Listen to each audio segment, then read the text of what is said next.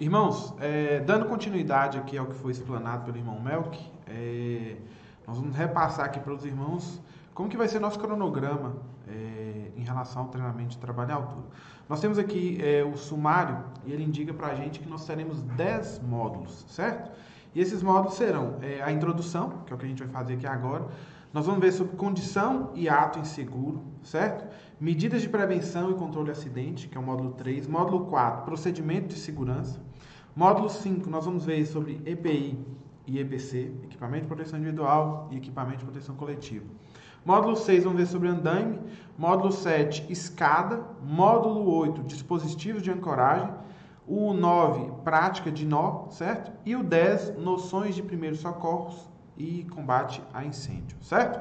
Então serão os 10 módulos. A cada módulo, os irmãos vão parar, fazer o exercício indicado ali pelo módulo, certo? E depois a sequência para o módulo seguinte. Então, essa é a nossa dinâmica do treinamento.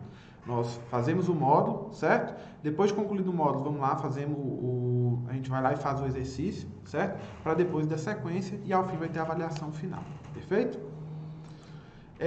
Vamos ao módulo 1, introdução. Trabalho em altura, certo? Uma das principais causas de acidentes hoje, os de gravidade maior e os acidentes fatais, é o trabalho em altura, certo? Isso tanto na construção civil como em outros ramos de atividade.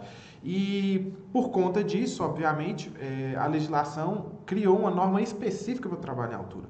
Nós sabemos que hoje são 37 normas regulamentadoras, certo? E existia norma específica para atividades, certo? Para ramos de atividade diferentes. Por exemplo, a NR18 fala sobre construção civil, a NR22 fala sobre mineração, a NR31 fala sobre trabalho rural. Só que em todos esses locais, em todas essas atividades, nós temos também trabalho em altura. Na construção civil eu tenho trabalho em altura, na mineração eu tenho trabalho em altura, no trabalho rural eu tenho trabalho em altura, nas atividades hospitalares até eu tenho trabalho em altura. Então, em todos esses lugares eu tenho um problema que é comum a todos eles, que é a questão do trabalho em altura. Então, houve a necessidade de criar uma norma que tratasse especificamente de trabalho em altura, que ela se encaixe em todas essas outras normas, mas cheguei para fazer trabalho em altura, seja na construção civil, seja no hospital, na NR32, seja no trabalho rural, na NR31, certo? Seja na mineração, na NR22, em todos esses locais eu preciso seguir as diretrizes da NR35. O padrão é o mesmo. E para todas essas atividades a pessoa tem que ter esse treinamento de trabalho em altura, que é o que nós estamos fazendo aqui hoje com os irmãos. Nesse primeiro momento a parte teórica e no segundo momento a parte prática, certo? Então, o texto aqui mostra, né, em todos os ramos de atividade nós temos risco de queda e altura. E aí tem uma definição básica para a gente entender o que é trabalho em altura, certo? Porque eu subindo um degrau, por exemplo, de uma escada, certo? Estou ali a 20, 30 centímetros de altura, é considerado trabalho em altura? Essa é a grande pergunta, nós vamos entender esse conceito aqui agora. Então, o que nós vemos aqui no slide, né, sobre o conceito básico de trabalho em altura, é o que? Sempre que eu estiver fazendo alguma atividade, né, onde o risco de queda, certo? Onde haja risco de queda, e eu esteja a uma altura, certo? Igual ou superior a 2 metros, certo? Lá no item 35.1.2 NR, nós vamos ler ele textualmente aqui para os irmãos entenderem, está escrito lá, ó, considera-se trabalho em altura toda atividade executada acima de 2 metros do nível inferior, onde haja risco de queda, certo? Então, quando coloca ali nível inferior, quer dizer que esse nível você pode estar em altura, certo? Com risco de queda em altura quando eu subo, ou também em profundidade. Como assim profundidade? Se eu estiver do lado de uma vala, por exemplo, e essa vala tem mais de 2 metros de profundidade, tem um risco de queda, certo? E, consequentemente, é considerado também trabalho em altura. Se eu estou lá a 30, 40 metros de distância da vala, não é considerado trabalho em altura. Mas, às vezes, eu estou trabalhando ali na borda dela, é considerado trabalho em altura também. Eu tenho que seguir todos os critérios que nós vamos aprender aqui hoje. Então, o conceito é esse aí. 2 metros de altura, certo? 2 metros de profundidade. Sempre que eu estiver ali próximo e tiver risco de queda, é considerado trabalho em altura. Se eu estiver lá a 1 metro de altura, certo? Trabalhando ali numa plataforma, por exemplo, um andaime, e eu estou ali a 1 metro de altura, é considerado trabalho em altura? Não é considerado trabalho à altura. Só quer dizer que eu não preciso ter os cuidados que o trabalho à altura enseja. Não é assim que funciona. Então, assim, ó, independente de estar a 2 metros ou a 1 metro, eu preciso ter o mesmo cuidado. Acima de 2 metros é o que a legislação considera como trabalho à altura. Mas eu trabalhando a 1 metro, a 60 centímetros, a 70 centímetros, a 1,5 metro, eu preciso ter o mesmo cuidado. Por quê? O dano de uma queda de altura de 2 metros, 2,5 metros, 3 metros, é um dano severo, certo? Mas a depender da circunstância, eu estando ali a 40 centímetros de altura, se eu cair e bater a cabeça, pode ter o mesmo dano de uma queda de 2, 3, 4, 5 metros de altura. Então, o cuidado ele tem que ser o mesmo. Sempre que houver diferença de nível, eu tenho que ter o cuidado, eu tenho que ter essa precaução para que eu não caia, para que o acidente não aconteça, certo? As regras de trabalho em altura, que são específicas de trabalho em altura, por exemplo, a necessidade de exames, a necessidade do uso do cinto, a necessidade da ancoragem do andame, a gente vai avaliando, certo? Mas o cuidado, o uso dos equipamentos básicos de segurança, independente da altura, eu preciso utilizar, eu preciso ter o cuidado. Porque, como eu falei, uma queda de 50 centímetros de altura pode gerar um acidente fatal. Se a pessoa cair, bater a cabeça, ela vai machucar do mesmo jeito, o dano vai ser do mesmo jeito que uma pessoa cai de 2 metros de altura, certo? Então, definição. As regras que a gente vai entender aqui hoje são para trabalho em altura, o que é considerado 2 metros de altura, 2 metros de profundidade, certo? Porém, o cuidado, a precaução, é para todo tipo de diferença de nível nós precisamos ter, perfeito? Próximo slide aqui, em relação às responsabilidades. O que a NR35 coloca como responsabilidades? E aí, na NR35 a gente vai chamar lá de empresa, certo? Aqui no treinamento nós colocamos administração, porque a administração é quem gerencia todas as atividades administrativas de construção, de gestão da congregação. Então, conforme a NR35, tem lá uma série de medidas que são responsabilidades da administração. Por exemplo, o primeiro ponto aqui, garantir a implementação das medidas de proteção. Então, quem é que tem que garantir que vai ter andaime, que vai ter cinto, que vai ter capacete, que vai ter a realização dos exames? É o irmão que vai fazer o trabalho à altura? Não. Quem tem que garantir isso é a administração da qual o irmão pertence, certo? Então, vou fazer um trabalho aqui em Belo Horizonte. Quem é que vai fazer esse procedimento de locação do andaime, que vai disponibilizar todo o equipamento, que vai dispor de toda a estrutura? A administração. Então, não é o irmão que tem que trazer de sua casa, é a administração da região ao qual o irmão pertence que vai disponibilizar todo esse material, certo? Tem lá, o próximo item, assegurar a realização de análise de risco, né, quando nós vamos ver lá na frente, e a permissão de trabalho. Então, a administração ela tem que prover aos irmãos que estão lá para executar o trabalho à altura essa estrutura. E essa estrutura é o quê? Tem que ter um profissional, um técnico de segurança, um engenheiro de segurança, para poder emitir essa análise de risco e essa permissão de trabalho.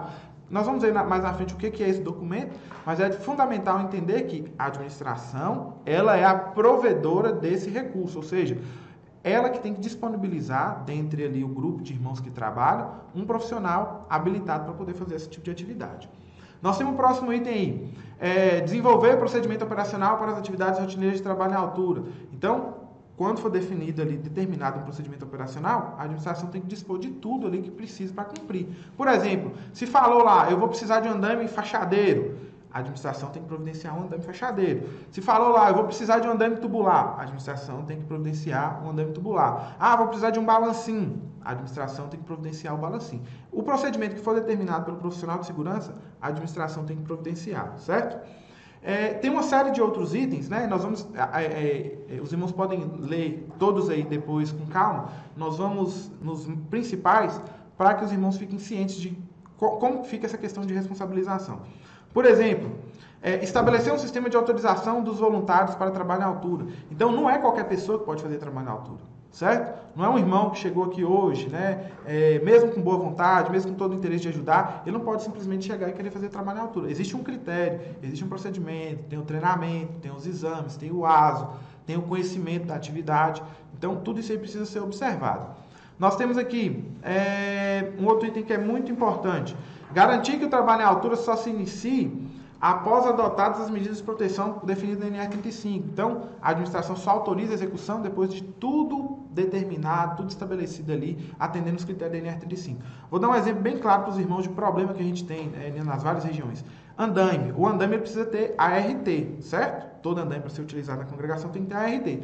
Ah, mas aqui na minha cidade, no interior, não tem, como é o caso da nossa cidade, lá de Janaúba, não tem andaime com ART. A administração deve procurar, né, o sistema de compras da congregação, certo? Para que faça a aquisição do andaime conforme a legislação pede. Então, assim, não pode ser um andaime que foi fabricado ali numa oficina, no fundo de quintal. Tem que ser um andaime que tenha lá a anotação de responsabilidade técnica, tem um engenheiro que é responsável por ele. Então, quem assegura que o andaime que vai chegar aí para o irmão utilizar vai ser esse andaime com a ART é a administração. Certo, irmãos? Nós vamos para o próximo item aqui. Responsabilidade dos voluntários, que são os irmãos. E nós falamos lá do que é a responsabilidade da administração, agora nós vamos falar o que é a responsabilidade dos irmãos, como os voluntários, como executores das atividades. Primeiro, cumprir as normas. Então, assim, ó, a regra é, trabalho em altura tem que ter NR35.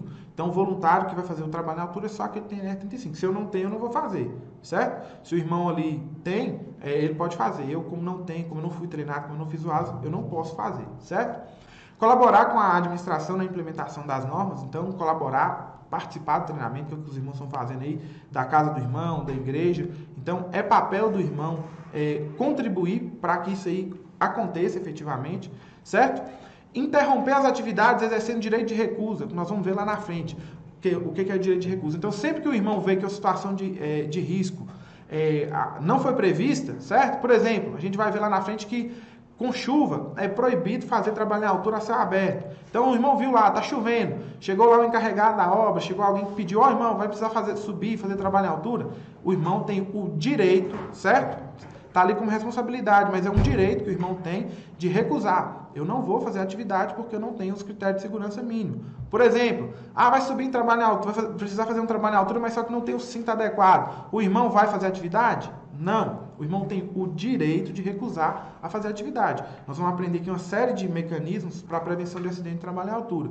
E, não tendo esses mecanismos disponíveis para os irmãos executar a atividade, os irmãos têm esse direito de exercer esse direito de recusar fazer a atividade.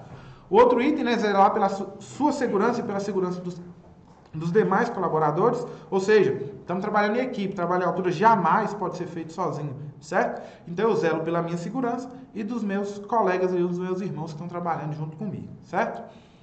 Então, esse é o módulo 1, entendemos aí o que é trabalho em altura, certo? Que é um trabalho feito acima de 2 metros de altura, com risco de queda. Nós temos lá próximo ali a profundidade também, né? Então, tô perto de uma vala, tem 2 metros ali de profundidade, também tem risco de queda? Também é trabalho em altura, certo? Responsabilidade, nós vimos lá que a administração é responsável por garantir toda uma estrutura, certo? Para que o irmão execute o trabalho em altura. E recebendo essa estrutura, a responsabilidade passa a ser do irmão de usar os equipamentos e fazer da forma correta, de executar a atividade de forma segura, de zelar pela segurança não só do irmão, mas de todos os que estão ali em volta. Né? Nós temos o papel do monitor de segurança, mas como o irmão Melco falou lá na parte inicial, a principal ferramenta de prevenção de acidente não é o EPI, é o irmão. O EPI ele não faz nada, ele não funciona se o irmão não tiver com ele bem colocado, se não tiver com ele ali bem instalado, o EPI não vale de nada. E assim, também exercendo, né, dentro da responsabilidade, exercendo o direito de recusa, que é o quê? Vi que a situação não me fornece segurança o suficiente para executar a atividade, eu tenho o direito de recusar a fazer ela. Então aqui nós fechamos o nosso primeiro módulo. Os irmãos seguem o roteiro ali do que nós explicamos. Se tiver alguma dúvida, pode voltar na parte textual e vamos passar por exercício, tá ok? Muito obrigado, até o próximo módulo.